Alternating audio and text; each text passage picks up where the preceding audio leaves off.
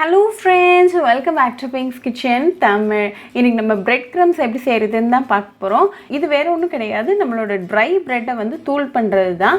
இது வந்து நீங்க நிறைய food recipesல யூஸ் பண்ணிக்கலாம். இந்த patties இல்லாட்டி கட்லெட்டோ வந்து கோட் பண்றதுக்கு யூஸ் பண்ணிக்கலாம். உங்களோட stew thicken பண்றதுக்கு யூஸ் பண்ணிக்கலாம். pastries-ல stuff பண்றதுக்கு யூஸ் பண்ணிக்கலாம். இந்த மாதிரி எதுக்கு வேணாலும் நீங்க யூஸ் பண்ணிக்கலாம். இது ரொம்ப ஈஸியா பண்ணிடலாம். சோ இந்த ரெசிபியை பார்க்கறதுக்கு முன்னாடி இதுக்கு தேவையான பொருட்கள் என்னென்னன்னு பார்த்துட்டு வந்துடலாம். ஒரு pan சூடு பண்ணிக்கோங்க. அதுல 3 bread slices சேர்த்துக்கோங்க. flame கடைசி வரைக்கும் லோல வச்சுக்கோங்க. இந்த bread வந்து ஒரு 1 minute போல நல்லா டோஸ்ட் பண்ணிக்கோங்க. 1 minute கழிச்சு அடுத்த சைடு திருப்பி போட்டு again ஒரு 1 minute டோஸ்ட் பண்ணுங்க.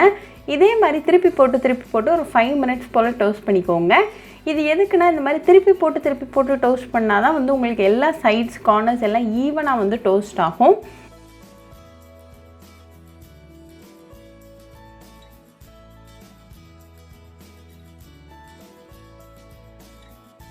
இப்போ 5 minutesல நம்மளோட bread சூப்பரா டோஸ்ட் ஆகி ரெடியா இருக்கு. நல்லா கிரன்ச்சியாவும் இருக்கு. சோ இதுதான் கரெக்ட்டான பக்குவம். சோ panல இருந்து நம்ம ரிமூவ் பண்ணிடலாம். ரிமூவ் பண்ண இந்த bread slices வந்து ஒரு பிளேட்டுக்கு மாத்திருங்க. இதே மாதிரி நான் இன்னொரு பேட்சும் பண்ணிருக்கேன். அதையும் நான் பிளேட்டுக்கு மாத்திக்கிறேன். இது ஒரு 10 நிமிஷம் ஆறட்டும். இப்போ 10 நிமிஷம் கழிச்சு இந்த bread slices ரஃப்பா பிச்சு ரெடியா வச்சுக்கோங்க.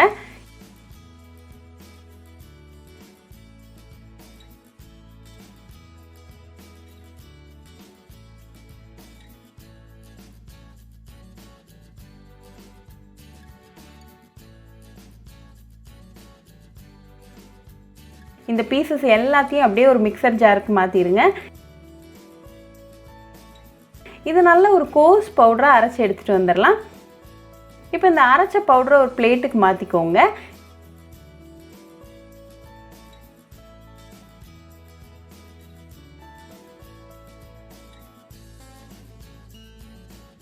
இப்போ நமக்கு bread crumbs ரெடி ஆயாச்சு. இந்த bread crumbs நீங்க உடனே எந்த ரெசிபிலனாலும் யூஸ் பண்ணலாம்.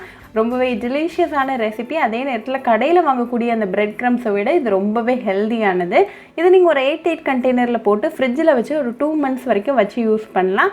ரொம்பவே ஈஸி, குயிக் அண்ட் இன்ஸ்டன்ட்டான ரெசிபி. ஸோ கண்டிப்பாக இந்த bread crumbs ரெசிபி உங்கள் வீட்டில் ட்ரை பண்ணி பாருங்கள். ட்ரை பண்ணிவிட்டு எப்படி இருந்துச்சுன்னு எனக்கு கமெண்ட்ஸில் சொல்லுங்கள். இன்னொரு சூப்பரான ரெசிபியோட உங்களை வந்து பார்க்குற வரைக்கும் பாய் ஃப்ரெண்ட்ஸ். உங்களுக்கு இந்த வீடியோ பிடிச்சிருந்தா லைக் பண்ணுங்க, ஷேர் பண்ணுங்க, கமெண்ட் பண்ணுங்க and மறக்காம சப்ஸ்கிரைபும் பண்ணிருங்க. கூடவே பக்கத்துல இருக்க பெல் ஐகானையும் கிளிக் பண்ணிக்கோங்க. அப்பதான் நான் போடுற வீடியோஸ் எல்லாம் உங்க நோட்டிஃபிகேஷன்ல வரும். உங்களுக்கு ரெசிபீஸ் இங்கிலீஷ்ல பார்க்கணும்னா பிங்க்ஸ் கிச்சன் சேனலை பாருங்க. சேனலோட லிங்க் நான் அந்த டிஸ்கிரிப்ஷன் பாக்ஸ்ல கொடுக்குறேன். மறக்காம செக் பண்ணுங்க. இன்னொரு இன்ட்ரெஸ்டிங்கான ரெசிபியோட உங்களை வந்து பார்க்குற வரைக்கும் பாய் ஃப்ரெண்ட்ஸ்.